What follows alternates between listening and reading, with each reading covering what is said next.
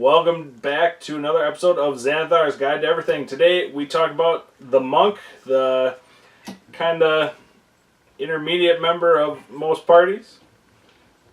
We got our resident bald guy here, repping the monk. Stay tuned.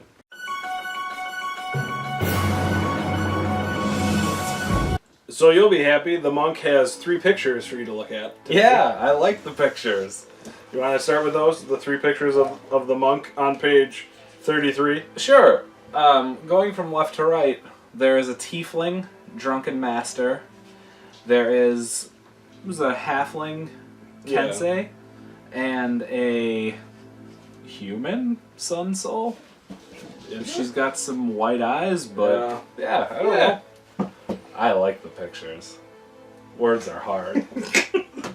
So, the monk gives you, the normal, the fluffy kind of stuff.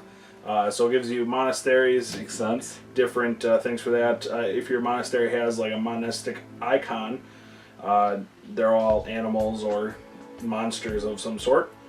And kind of who taught you how to do things.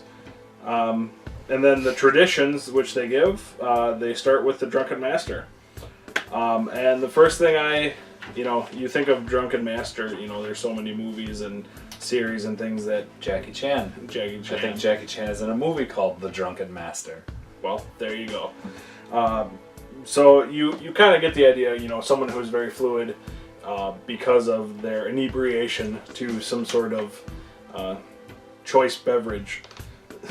It doesn't actually have anything to do with drinking when you look at it. It's just like a fighting style. Although, I would assume that if you're playing Drunken Master, your character is going to probably partake in some drunken activity while fighting. But it is not limited to while you are intoxicated or while you have a drink in your hand or anything like that. Luckily, it does not say that, because, not that would impede most players, because I'm sure most players would be happy to partake, but it in-game, not out. Yeah. Their techniques are very stylish to what they're trying to do, so their drunken technique lets you, when you do your flurry of blows, you get the benefits of a disengage action as well, and you get to move an extra 10 feet. So it kind of mimics how you are stumbling around the battlefield, throwing punches left and right. They do the drunkard's luck. I thought was really cool. You are so drunk, gosh darn drunken lucky that you can spend 2 of your key points to eliminate a disadvantage on a disadvantage roll. So you just roll straight, which I thought was pretty potent. Because disadvantage is tough to overcome. And there's not a lot of ways to get around it. So if you do the math, it's about a -5 to your die roll. So it's pretty. If you can just get rid of that for 2 key points, that's pretty substantial. I like in the tipsy sway the redirect attack. You get that was really cool. You get like the kip up, but you can stand up 5 feet, or stand up for 5 feet of movement instead of half your speed, which is all right. But the redirect attack is really cool.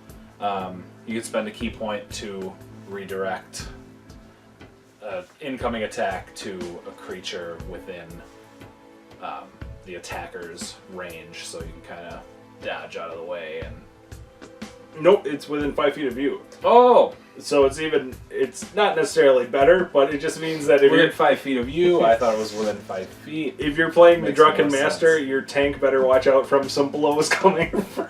I don't know that it's necessarily.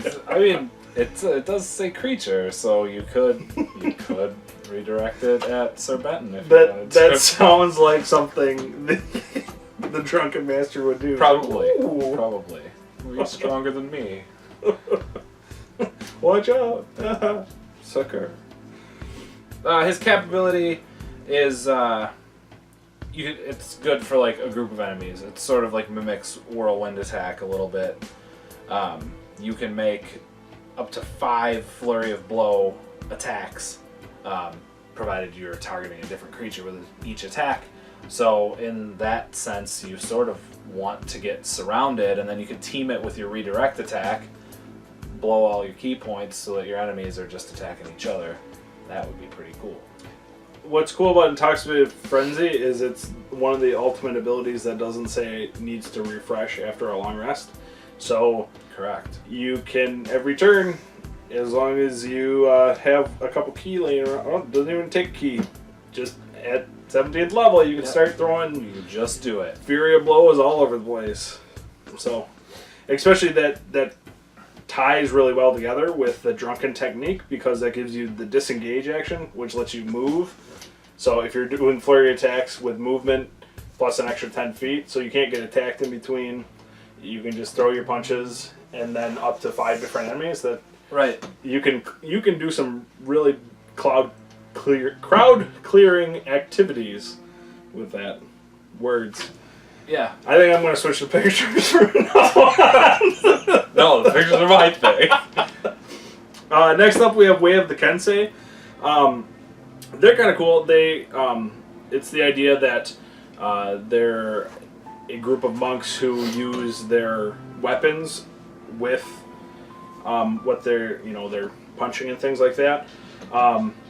You can also use a bow, which is cool. You don't benefit from the agile parry. You need a melee weapon to get that. If you have a melee weapon, it adds +2 to your defense, which is pretty cool. But this is a way that you could feasibly make like a Zen Archer type with a Yumi. And yeah, it does say they have to be simpler martial weapons, but the longbow is a choice you can actually take, so it fits into that. And what is cool is it actually says at your first level, at level 3, when you get the ability, is that you have to take a melee and a ranged weapon. So it's not like you can just stack up 2 melee weapons or 2 ranged weapons. Right. Like you're I mean, I guess balanced. you wouldn't want to either. No, you wouldn't. You'd have really no need to. What I really thought was cool was their enduring accuracy. Just once per round, if you miss your attack, you get to reroll it. Yeah, that is really good. It's a 17th level ability, so it should be really good, but it is really good.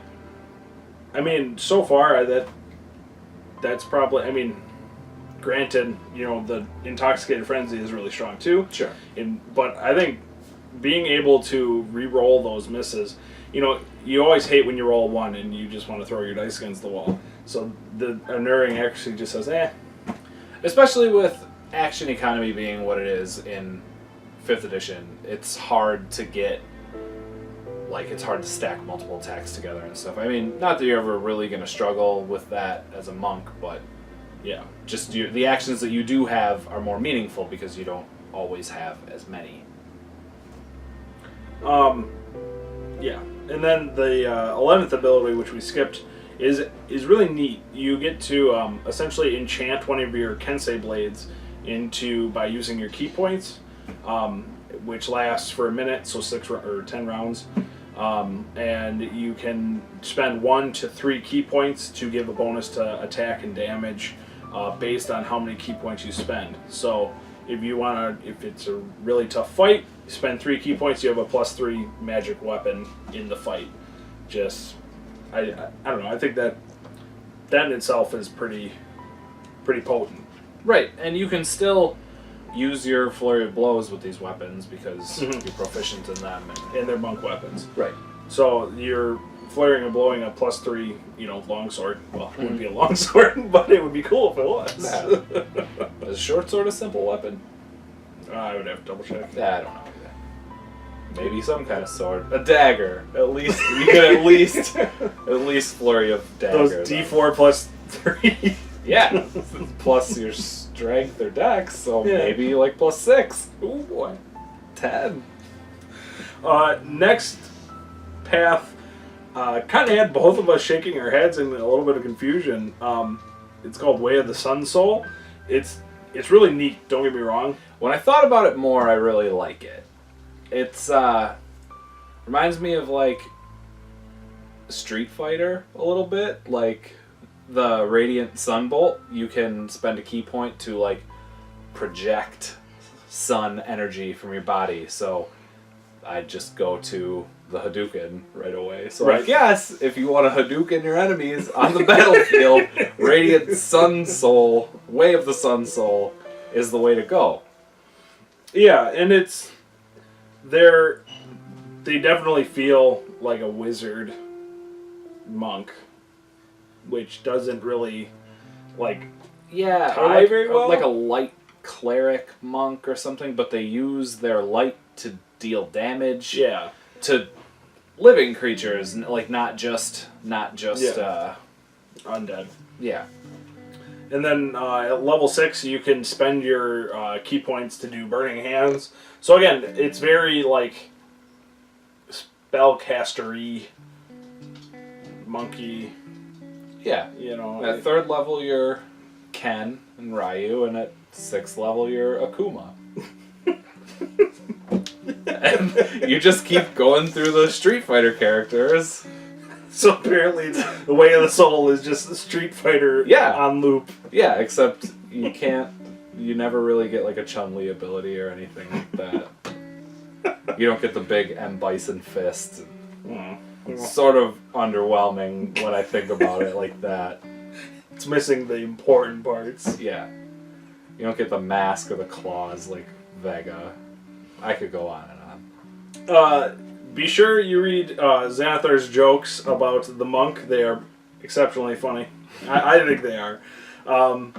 But yeah, that is Xanathar's guide to everything about the monk. I think the monk is probably one of the cooler classes. It is. And 5e is really sort of like Monk's Redemption. I don't have any experience with the monk in 4e, but I know in 3, 5, and in 3.0, and even in Pathfinder, the monk has struggled. And 5e really has put them on par with, if not exceeding, other classes now. So monk players, definitely check them out. Yeah. And as always, like and subscribe below. Leave any comments that you have, any questions, or, who knows, maybe we did something wrong. Just let us know. We probably did. But don't point it out, or Napa will destroy your city. We'll catch you next time.